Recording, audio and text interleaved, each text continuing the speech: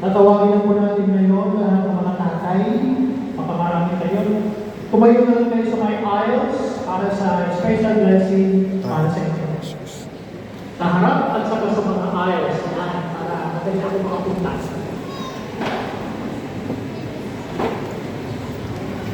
O, punta na lang kayo dito sa harap. Ang mga tatay po, punta kayo sa harap.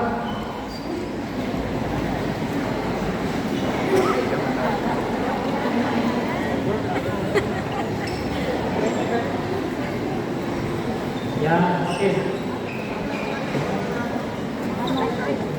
Yan, kumito po kayo para at saka hindi na ang daan kita. Yan, okay.